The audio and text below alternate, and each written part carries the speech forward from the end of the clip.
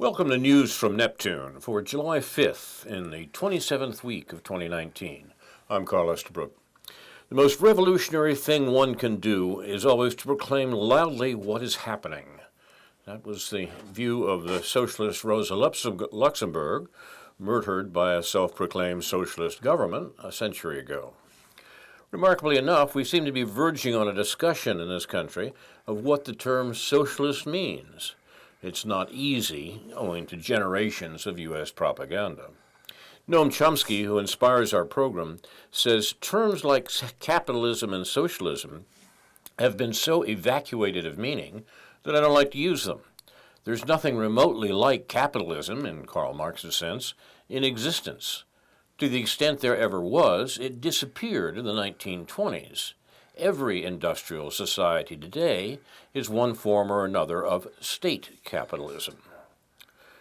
That doesn't deny that state capitalist regimes that called themselves socialist made immense strides in the 20th century, notably in Russia and China.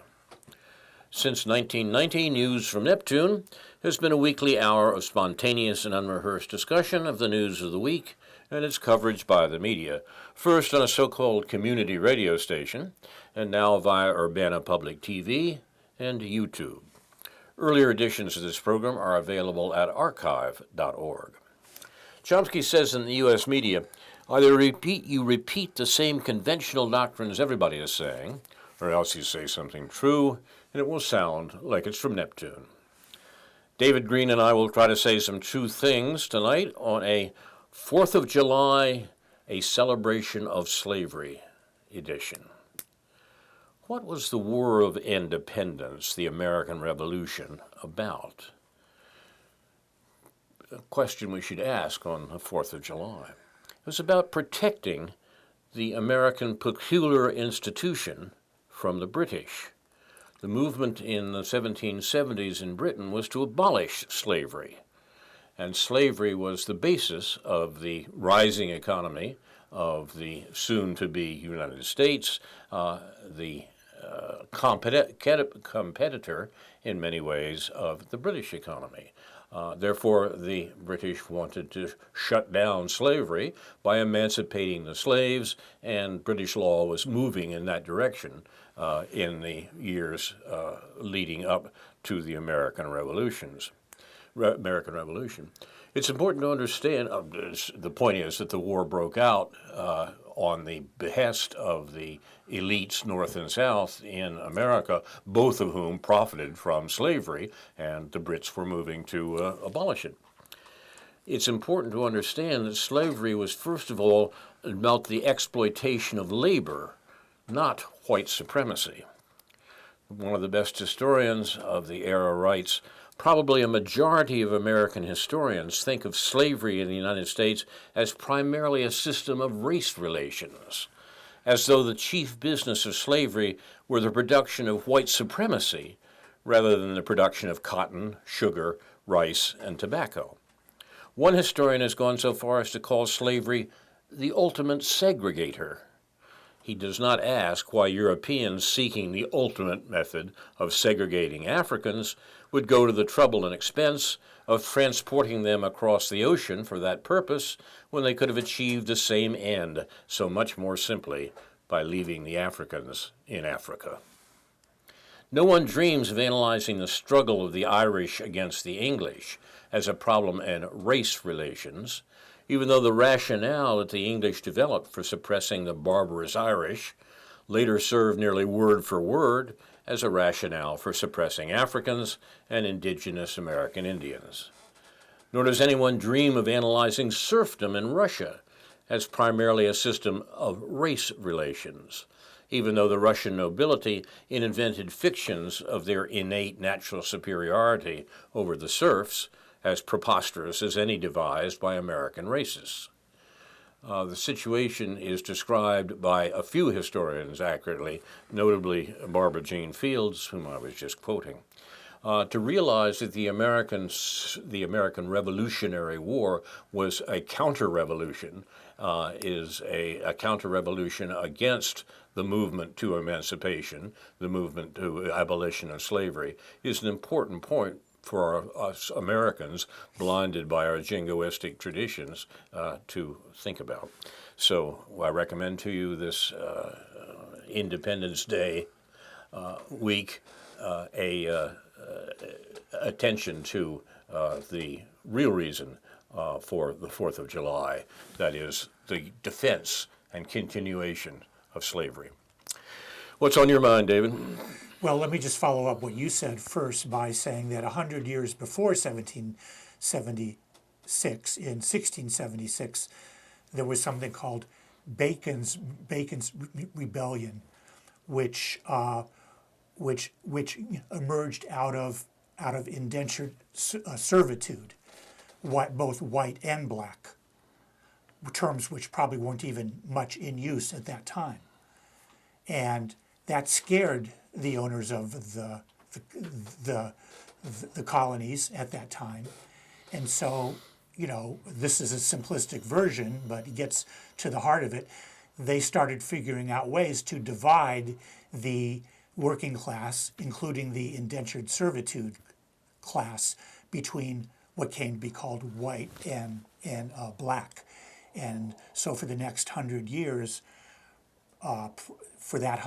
between Bacon's rebellion and the rebellion in 1776, you had the more clear drawing of those quote-unquote racial lines. So it's important to realize that both the major formative wars of the United States of America were about slavery. First of all, the American Revolution, as I was just describing, was a defense of slavery against British attempts to abolish it. The British attempts were not all that noble. What Britain was dealing with was the fact that it was being outproduced in the world at large by the United States, and the attempt to control the burgeoning colonies in North America on the part of Britain led to the attack on slavery, the basis of the wealth of the American elites, both North and South. That the war was a defense of slavery rather than a defense of liberty and freedom and so forth is the point where we, contemporary Americans, should begin in dealing with our national mythology. But then the Civil War, too, was about slavery, as some people attempted to deny for a long time. It's about states' rights, it's about liberty or something like that. No, it's obviously about slavery, but the important thing to see about the Civil War was that it was initiated by the North, by the new Republican Party, the only successful third party in American history, and its newly elected president, Abraham Lincoln, who attacked the South in 1860 because of the need of the Northern capitalists to destroy a competing form of the exploitation of labor, that is, chattel slavery in the South as opposed to wage slavery in the North, because the Northern capitalists were being beaten out by the more economically efficient slavery. You can judge slavery in various ways, but the fact of the matter is that you can condemn slavery on various grounds, but the fact of the matter was it was a more productive system than the system of production in the North. There were other factors, including the growing Industrial Revolution and so forth, led the North to the Northern capitalists to want to destroy Southern slavery. It was not an altruistic mission, and the Republican Party was established on the principle of no extension of slavery. That was their fundamental issue. No extension of slavery, particularly into the lands that had been stolen from Mexico in the previous American War of the 1840s. So the slavery at the heart of American origins had to be mythologized, had to be turned into a glorious crusade by Abraham Lincoln, and had to be ignored in the foundation of the United States, even though it was the principal reason for that foundation. What that means today is worth discussing. It's being discussed in various ways, including debates on reparations and debates about state power and the relationship of the federal government and the state governments and so forth, and all the questions surrounding civil rights that have exercised the last 2 generations in the United States. But when we come down to the 4th of July and celebrate with fireworks, it's worthwhile to get the story right. And it's not sure we have. It's not at all sure that we have gotten the story right for most Americans because of the political problems that remain in our country today, both in its internal organization and its relation to the world at large. So you're watching news from Neptune. Well, we'll talk about let these me issues. just add to that. Sure. I mean, it's this discussion of slavery is implicit in the comments I've been making for the last few weeks about race and class. It's implicit in the debate we're having about identity politics and the role of race in identity politics, and in terms of what's called Afro-pessimism, the idea that white people are just never going to change. That may be oversimplifying it, but it's come to the fore in the works of somebody as widely read as Ta-Nehisi Coates. So these are all things that cohere around certain ideological positions in the way we talk about capitalism and the way we talk about race and class and the way we talk about identity politics. Yeah. Oh, go ahead. Well, no, I'm going to change, but if All you want right. to add something to One that. last comment on this then, yeah. and this is something that we have Yeah. talked about all along. Yeah. The problem with identity politics, as it's been called in the last 40 years, Yeah. is that it mistakes the fundamental problems that American society has as problems of discrimination. There certainly are problems of discrimination of all sorts in America, but to say that that is the fundamental problem is to ignore the more fundamental problem, which is exploitation. Exploitation of labor, exploitation of the working class in America, which has grown substantially in that same 40 years. There's been an immense concentration of wealth in 40 years of neoliberalism, as it's called, and neoliberalism has been the policy of all recent administrations. So to get the problem right is the beginning of the solution, and the problem is not fundamentally discrimination. Those people who say we can ignore the attempts to deal with exploitation that the New Deal, for example, represented, and simply move on to deal with problems of discrimination against all sorts of people, are making a mistake because they're not seeing the fundamental contradiction, the fundamental problem that animates American society, and indeed America's relationship to the rest of the world. When the U.S. gained control of the world economy, as no other polity ever had, or to the extent that any other polity ever had, to a greater extent than any other polity ever had, at the end of the Second World War, the exploitation of the rest of the world continued apace, and the United States' fundamental society was extended to the exploitation of labor around the world. In fact, that's not a bad definition of neoliberalism. So in the old SDS maxim, everything is connected. Yeah. It's true, but it's important to get the problem right.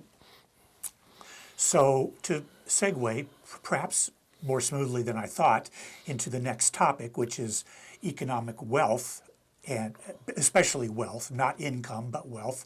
But Good. Let's set income aside. They're obviously highly related. Someone set my income aside. That's certainly true. So, two articles caught my eye this week. One was that the News Gazette editorial page, the unsigned editorial, meaning unsigned editorial is another word for Jim Dye. He goes by the pseudonym of Unsigned Editorial. He's annoyed. They or he, I'll give him the benefit of the doubt. He's annoyed that Rahm Emanuel, the former mayor of Chicago, has gone into the neoliberal wealth trade. He's gone to work for an investment banking house that does deals with corporations buying other corporations and taking a big commission for doing so. They're annoyed that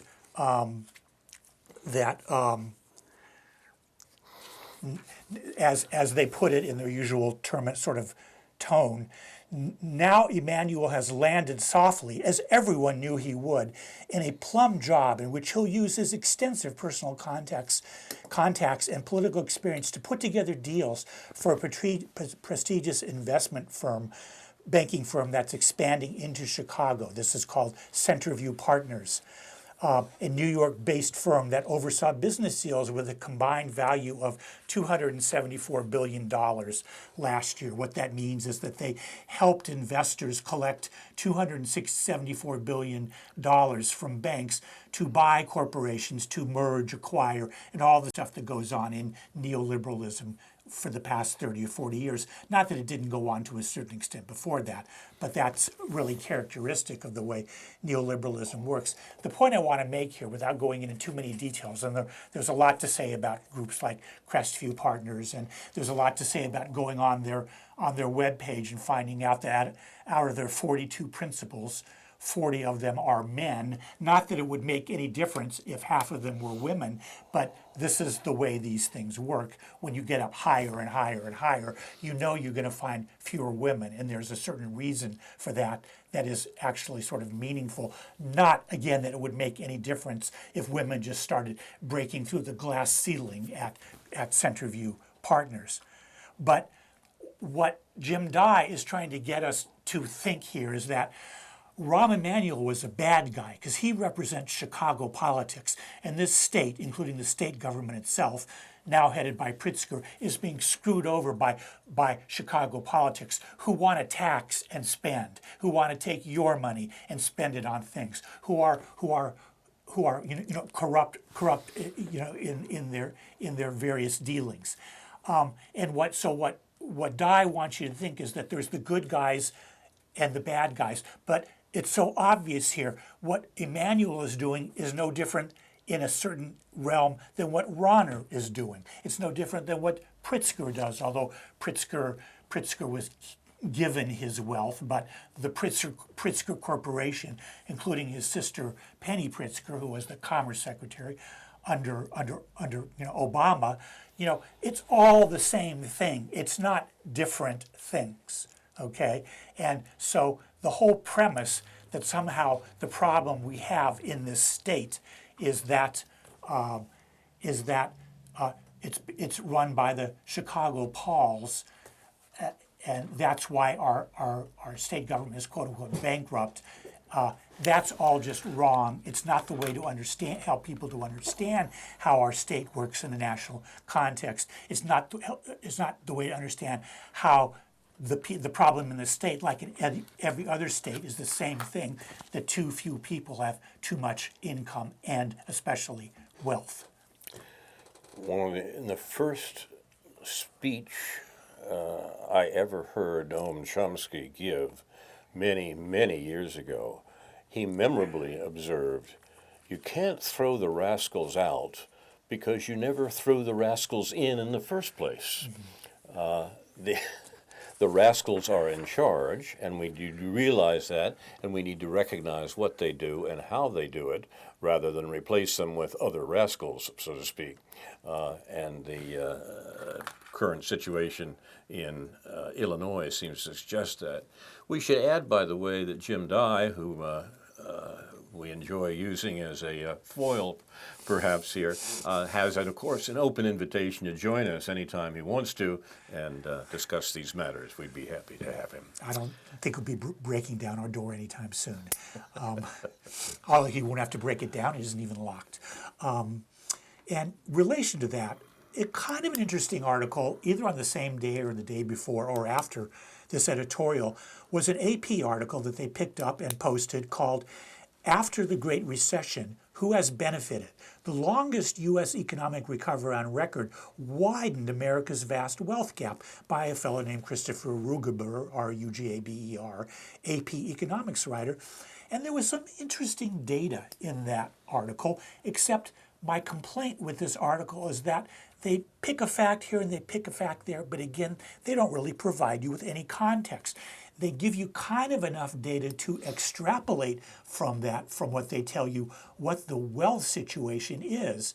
And really, you can boil it down to in a pretty simple way, where you can extrapolate even from that data if you know how to think about these things and if you do some basic math. And what is confirmed by easily accessible data at the Federal Reserve called distributional financial accounts that you can just look up at federalreserve.gov and find out in a couple of very simple graphs and charts exactly how wealth works in 2019 in this country and exactly how it has changed since from various points, whether you go back to 1980, 1990, or as this article does, the post-recession data starting about 2010. And it's very simple, very big round numbers. American families are worth about $100 trillion. The top 1% has about $30 trillion of that. The top 9% after that has about $40 trillion of that. So the top 10% has about 70%, $70 trillion out of that $100 trillion. The other 28, out of the remaining $30 trillion, the next 40%, what's called the middle class, from 50 to 90, they have about $35 trillion or $36 trillion. That is about a little less than their average. If they have, the 40% has about 30%, and then the 50% at the bottom have about 1% or 2%. And the only confusing thing that the Federal Reserve does is it isn't real clear to you that they're working with nominal values. They're not working with dollars, real dollars that have been adjusted for inflation. But still, it is an apples to apples comparison when you're looking at the various wealth categories by percentile. And what this article doesn't make clear in their quote that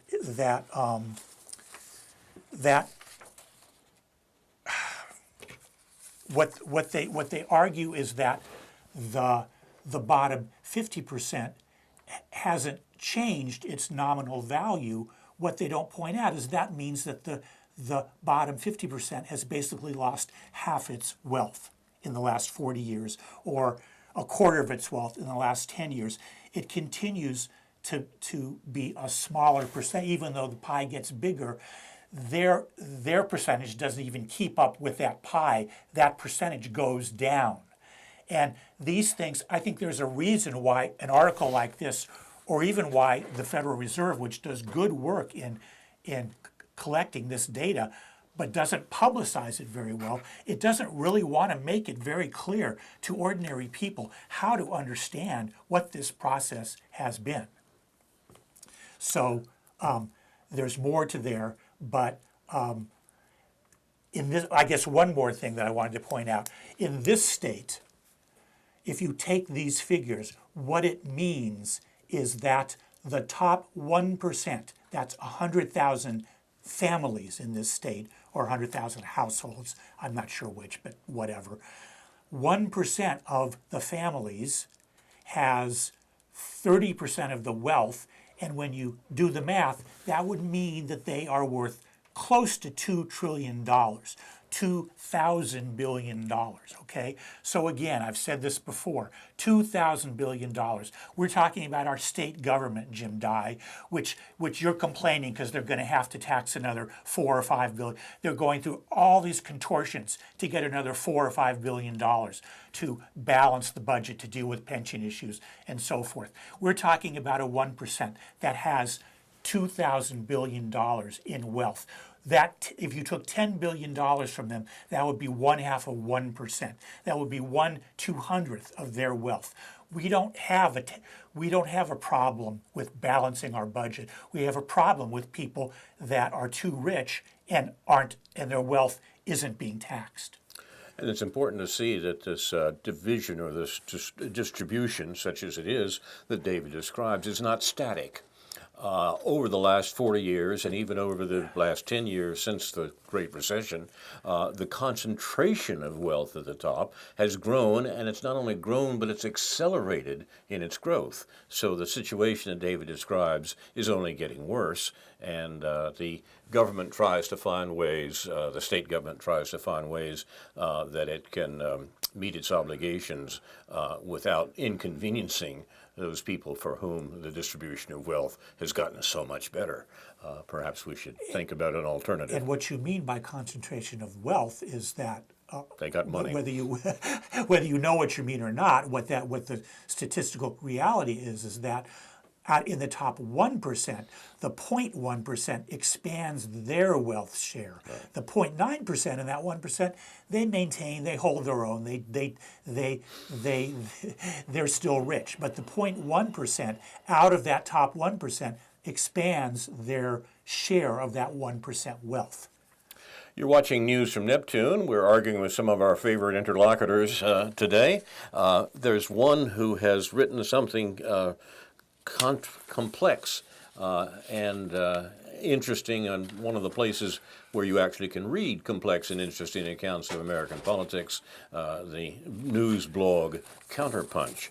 I'm referring to Paul Street, friend of this ground, who is one of the most incisive outside commentators on American politics since the days that when Barack Obama was a state senator, and Paul pointed out the contradictions in the sorts of things this state senator was saying that were borne out when he rose to higher office.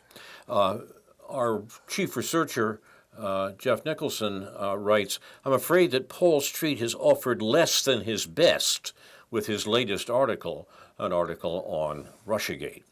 He argues that we can't say Russian, quote, hacking, dumping, social media campaigning, and more had no impact at all on the election's outcome." He's talking about the 2016 presidential election and the notion, the Russiagate notion, that Vladimir Putin meddled, wonderful word, in the American election. But Paul's new argument, according to Jeff, contains no evidence to let us agree with him here. In other words, we can't say that it had an effect either, and the evidence from the social media firms on how little was spent in the social media effort seems to lean towards saying that far too little money was spent on ads, a lot of which went unseen or had nothing to do with the 2016 election. These are ads coming from apparently Russian sources. It was ineffectual at best and counterproductive, perhaps, at worst. Paul Street lists 7 ways Russiagate still stinks. The language used there strikes me as underselling the importance of hurting the poor. U.S. sanctions are war against the poor. Everywhere the U.S. targets sanctions. Anti-Russian sanctions are, to U.S. government Russiagate repeaters, ostensibly justified by Russiagate allegations. Paul Street buried his lead when he listed Democratic Party neoliberalism as the 4th problem, whereas I would have said that this neoliberalism is a leading component of what helped convince most registered U.S. voters not to vote for U.S. president at all, because there was no, which was the majority choice, remember, because there was no effective difference in the fundamental commitments to neoliberal principles, which is a matter of the rich getting rich and the poor getting poorer. Don't most voters vote on their personal economic outlook? Here's what Street said about that. Quote, "Russiagate has been a great diversion and the bear ate our homework excuse for the awfulness of the dismissal of the dismal, dollar-drenched Democrats, the inauthentic opposition party. It has helped, as certainly intended, the corporate and imperial establishment atop that party continue to marginalize progressive forces, both within and beyond the party, forces who properly note that the Democrats lost the election because of their corporate neoliberal politics and policies." It has helped the Democrat neoliberal establishment avoid blame for demobilizing the nation's progressive and social democratic majority and putting a creeping fascist in the White House. I'm not particularly happy with creeping fascist. I think it mistakes perhaps what fascism is, but whatever you want to say in dismissing our present chief executive, and it would probably be a good idea, the fact of the matter is the real issue is why he became president. Why did people vote for him, and what did that indicate about what was happening to the American electorate? And that's what Street, in his best moments, is talking about. He goes on to talk about a case that we've mentioned here before that keeps coming back and needs more attention. Scribble? Oh, no, no. Seth, well, in Seth the same Rich. part, Okay, Seth okay. Rich. And I recommend that. I'll put Paul Street's article, problematic as it is, on the Facebook page for News from Neptune. Yeah, Paul Street's co-author in that article is a fellow named Anthony DiMaggio. Right. And I first knew of Anthony when, actually, as it turns out, when Noam Chomsky spoke over at ISU in, I think, 2004, 2000, maybe late 2003. There was a panel before with a few people earlier in the day, and that's when I first found out about him. And I actually corresponded with Anthony after Trump's election because he kept writing articles on Counterpunch about fascism this and fascism that. Yeah, and that's the meanwhile, problem. I had written a couple of articles on Counterpunch about what the economic basis was of the fact that Trump got those votes in those states that put him over. I think my article was titled "The 50% Have Spoken" or something like that. And I emailed Anthony DiMaggio a couple of times. We went back and forth a few times. Said, it just isn't working for me that you're talking about this racist element that put Trump into office. Even whatever their attitudes are, what's their reality? What's their material reality? That's what we should be talking about. Why couldn't these people in any way stomach voting for Hillary Clinton, whereas some of them did vote for Barack Obama in 2008 and 2012? And I never got we went around with it. It was civil and everything like that. But this is part of that same issue. Exactly. Paul Street has kind of joined him in that Yep. in that mentality, and even another little side note. This week there was an interview out with Noam Chomsky that one of our other dear friends, Louis Proyet, commented on his Marx Mail list, and he linked to the Chomsky interview, which is on ZNet. And he said what Proyek says, what Chomsky's getting wrong here is he doesn't understand. He was talking about Trump energizing the right and the alt-right and all this. And what Trump doesn't get, according to Louis Proyek, is that Putin bears equal responsibility. Putin is the basis for the alt-right's rise in Eastern Europe and so forth. So and then of course that's the same problem with Syria that the left is having with Syria and how we understand Syria and Russia's role in Syria. So these things may seem rather complicated, but they really lay out in a very similar way how you deal with Putin and how you don't. And that's actually something I want to ask you about also, is this relates in how we understand the meeting of Putin with the Pope. Oh, yes. How's that for a blindsided? Well, it's interesting. The Pope is meeting the president of Russia is meeting Vladimir Putin, but he's not meeting Steve Bannon.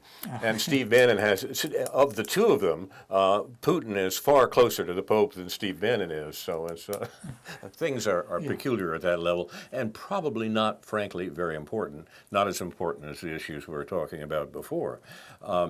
The question of I have another question, an earlier question. Anthony DiMaggio, he's not related to Joe and Dom, is it? No, but maybe Vince. Oh yeah. Okay. There were three brothers. Back In case for the non-sports fans among us. Back to work. No. The, But he's been wrong 56 times in a row. we we have mentioned a number of times this Seth Rich case, and it seems to me that it's worth paying attention to in a way that is indicated by the fury with which the issue is attacked by the forces of order, by the political establishment in the United States, not just the Democrats, but particularly Democrats, and even good left liberals like Paul Street, whose article we started with today. Street ends this article with dismissing the idea that Seth Rich could have played any role in getting the Democratic National Committee emails to WikiLeaks. Now, this is important, and this is important in context, important then, and it remains important today, while the U.S. continues to torture the head of WikiLeaks, and the Mueller report, which apparently we're going to have a second edition of in the coming weeks, is predicated upon the notion that Russia stole the emails of the Democratic National Committee that revealed some of the mopery and dopery in the Clinton campaign. Now, this is very interesting in a lot of ways, but almost more interesting is the frenzied efforts that the political establishment, notably the Democratic Party, have gone to suppress the investigation of the question of who stole the Democrats' horrible emails. Our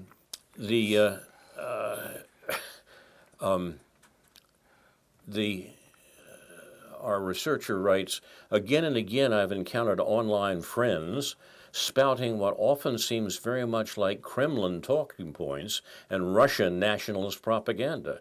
Truther nonsense about Seth Rich. I'm quoting here Paul Street. This is not the view of our researcher. This is what Paul Street is writing in the article that I'm doing my best to jump all over right now. Paul Street writes, again and again I've encountered online friends spouting what often seem very much like Kremlin talking points and Russian nationalist propaganda. Truther nonsense about Seth Rich, the DNC staffer Hillary supposedly ordered killed for allegedly releasing emails to WikiLeaks. Seth Rich was a DNC staffer with the know-how and physical access needed to physically convey a copy of the DNC emails on a USB thumb drive to either WikiLeaks or to someone who could get that to WikiLeaks. May have been, in fact, Craig Murray, the British ex-diplomat. He, Seth Rich, was shot dead on a Washington, D.C. street not far from the DNC headquarters in what Washington, D.C. police would first describe as a robbery gone wrong, despite that none of Rich's belongings were missing from his body as he lay dead on the street. Even a lot of this is controverted. There are some who argue that the attack on Seth Rich, which occurred as just described, in fact didn't kill him, and that he died later under peculiar circumstances in a Washington hospital. Now, this is the sort of stuff that is being dismissed by the political establishment as conspiracy theory talk, which is a funny charge in any case, as if there are no conspiracies to murder in American politics or in the politics of any other contemporary capitalist states. It's interesting which murders are dismissed as conspiracy theories. John Wilkes Booth, for example, doesn't have much of a following for the notion that a conspiracy theory involves him in the death of Abraham Lincoln. That seems to be a given. But once again, the actual events in history deserve a consideration that does not assume that the official declaration is accurate. As Alexander Coburn's father said a generation or two ago, believe nothing until it's officially denied. Now, it's officially denied that Seth Rich was involved in the DNC emails, the hacking of which by the Russians is not only taken as a given in the Mueller report, it's the very start of the Mueller report. You go back and read about where the problem begins, why Mueller is writing the report he's writing, and you find that it begins with the presumed Russian hacking of the DNC emails. Now, if in fact Seth Rich, who was working for the Democratic National Committee, was responsible for the release of those emails, the entire structure of the American account of Russian meddling falls apart. And that's why the matter is as important. Our researcher writes, it doesn't seem like nonsense to me to say that Craig Murray, the former British diplomat, visited Seth Rich the day he visited the U.S. to participate in Sam Adams Awards ceremony, as John Kiriakou said to Lee Camp on Lee Camp's television.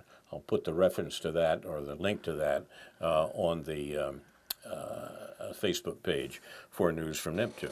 The notion here is that the importance of Russiagate is not just a matter of democratic political mythology. It's the very linchpin of the account of the election of Donald Trump that the Democrats need in order to continue their political program.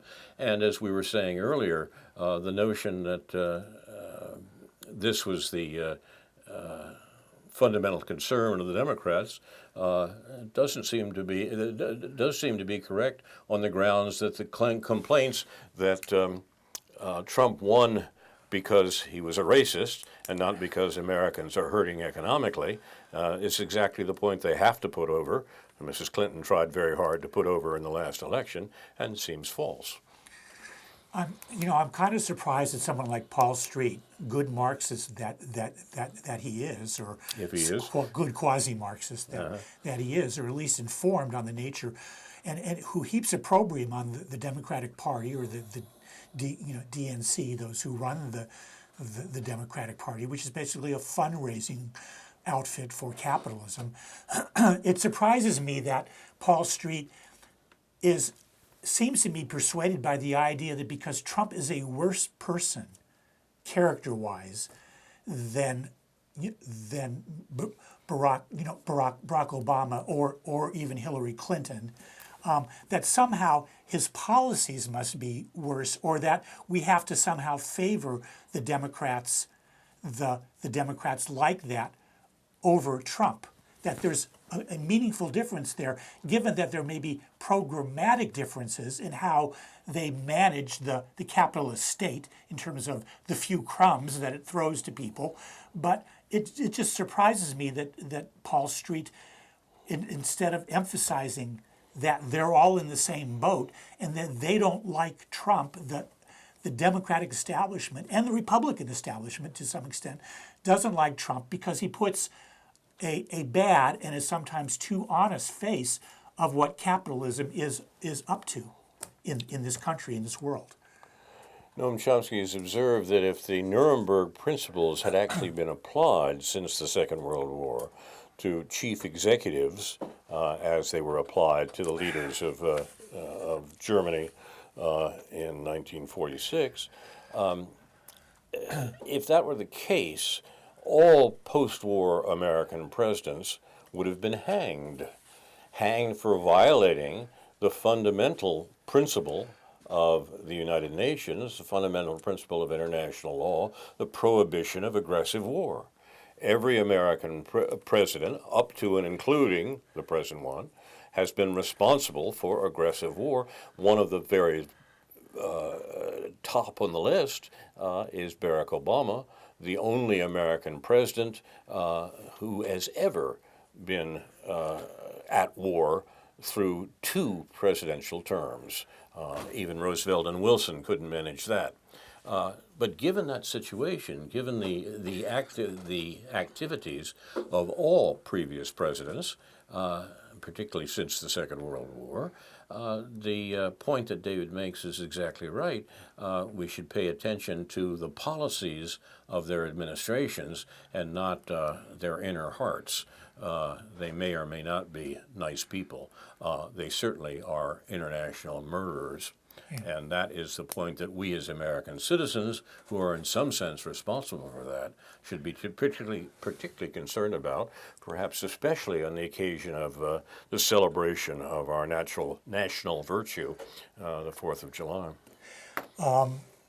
I'm going to change the topic here to Venezuela. It'll make us all feel better. Well, no, maybe not. Yeah, not.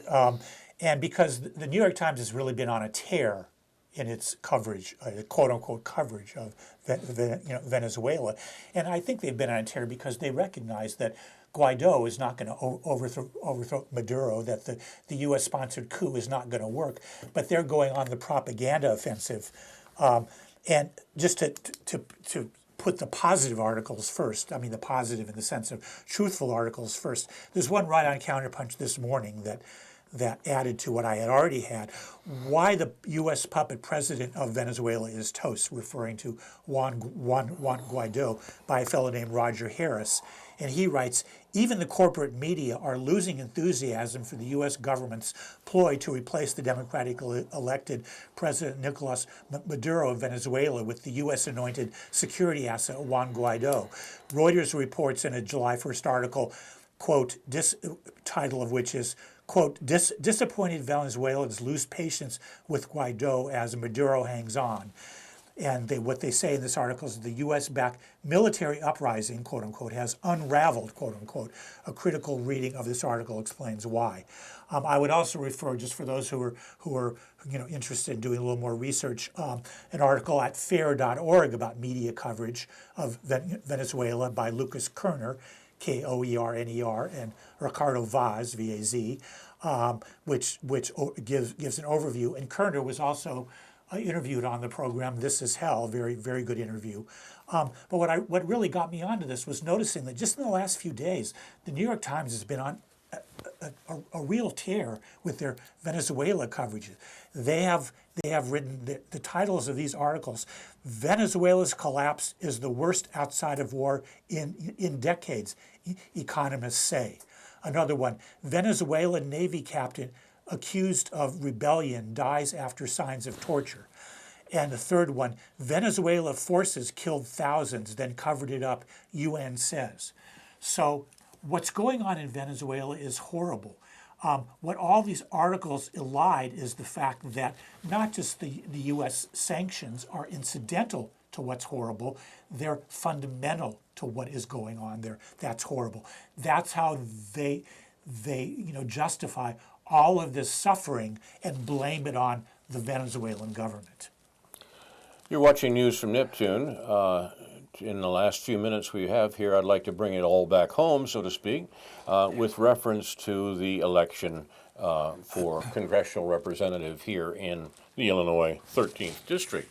The two major parties, as we say, seem to have their candidates lined up already or pretty close.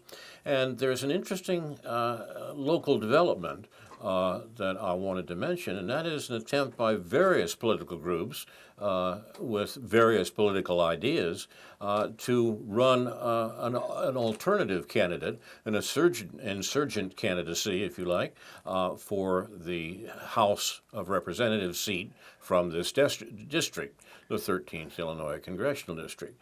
The incumbent, Rodney Davis, will probably be the Republican nominee, and one of the recent Democratic nominees will also take up probably her role from the last election.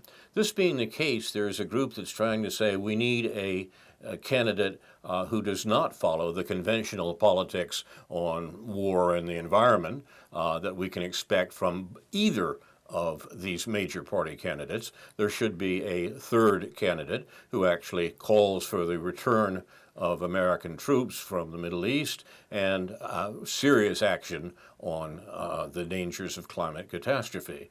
The group that's putting this together, as I say, is made up of a variety of local political groups, more or less of them, most of them thinking of themselves as being on the left, and that's fine. The word has so little meaning these days, as we say at the top of this hour, that we needn't worry about that too much. But there is a meeting this week, Wednesday night at 7 p.m. at Cafe Paradiso, of a number of these local groups that are saying we should have a serious candidate in the election for the 13th Illinois Congressional District. And if you're interested in that, you're welcome to come by and talk to these people about the possibility of an insurgent candidacy in this congressional district. Yeah, I really hadn't heard about that except from you. I guess you have different sources than I do, mainly because I think you're on Facebook and I'm not. But Probably but right. it would be an interesting development if the DSA was part of that, because the controversy about the DSA is and the criticism, the justified criticism from our dear friend Louis Project, is that they're Democrats. They feel that the Democratic Party can be reformed, and I'm not completely close to the idea or the possibility that might happen, but I can't imagine, if the DSA is involved in this, that there's going to be consensus among them and the other non-democratic groups as how to move forward with this, whether to put up a candidate in the Democratic primary or whether to put someone in. The other issue that ought to be considered, that probably won't be, is that there probably ought to be, just for political purposes, there ought to be the libertarians included in this movement. Exactly, and I think there are a lot of people in this meeting that I'm talking about on Wednesday are going to make that same point. There's no decision as to whether there should be a third party candidate in the local House election, or whether this insurgent candidate should run in the primary, as you suggest, in the Democratic primary. So all these issues are on the table. The question is whether anything that actually challenges the present lock that the major parties have on this process will occur. Yeah, well, what's happened, just in practical terms here, is that the last candidate to run against Rodney Davis, Betsy Londrigan, didn't lose by too much. Right. And therefore, she's being allowed to have a second try, whereas the previous one, the one who I ran against in the Democratic Party primary in 2014, she lost by too much. She only got 42%, whereas Betsy Londrigan got 48% against Rodney Davis. So Betsy Londrigan is being put up there. There's going to be a pretty big pushback from some progressive friends of ours if there's any dissonance, any quote-unquote siphoning off of votes from Betsy Londrigan if there was an actual third-party candidate. And these are the decisions. But I've already lost all my friends anyway, so what the heck. These are the decisions that are yet to be taken by a group that's yet to exist. Yeah. So we're speculating on speculation. Stay tuned. Third degree speculation. If you want to discuss these matters, come to Cafe Paradiso, 7 o'clock. We're doing meta politics on Wednesday, 10th of July. Yeah. So we got a couple minutes here. Yeah, you got well, just an outro. Well, I would just say the topics that I didn't mention that I had as I'm shuffling my papers around here, Tulsi Gabbard not only was she excoriated by Jeffrey St. Clair this morning. Yes. Stephen Saleta on his blog has some not so kind words for her. And we probably ought to, maybe in a future week, figure out what's going on in Hong Kong. What's up with Hong Kong? Right. The Gabbard issue, as I say, as we've mentioned, is taken up by our chief researcher and also taken up by Jeff Sinclair on Counterpunch. I'll post all of this to the Facebook page. It's an ongoing debate. I'm not quite convinced by either Jeff Sinclair or Nicholson, but we'll see. And there's much to be said on. You obviously just don't like people named Jeff anymore. But anyway, Prejudice. but yeah, but I think there's I was going to say something, I forgot what it was, so we can move on. You have been watching news. Oh yeah. Yes. I was going to say, for those who are on the piece discuss list, Jeff does post his notes there also. Yes. So I guess so. the piece discuss list isn't so cluttered that you'll be getting 100 emails every day. Not that you couldn't delete them even if you do, but still he posts them on the piece discuss list. And I'll through post shambana.net. information about how to read that list, how to get on that list. Yeah. That is an email list, also on the Facebook page for News from Neptune, which you have been watching for the 26th week of 2019, a 4th of July celebration of slavery edition. What was the War of Independence, the American Revolution, really about? Protecting the American peculiar institution from the British. Slavery, first of all, about the exploitation of labor, not white supremacy, was what the 4th of July was supporting. News from Neptune is presented by Carl Estabrook, David Green, and J.B. Nicholson. It's produced and directed by Jason Liggett and Ethan Young, with Andrew Scalaway. See the research notes from Jeff Nicholson on the Facebook page for News from Neptune. Inshallah, we will be back next week with a new edition of News from Neptune to remind you, in the words of Edward de Vere in The Tempest, what's past is prologue, what to come and yours and my discharge. In the meantime, confusion to our enemies, and a good night to you.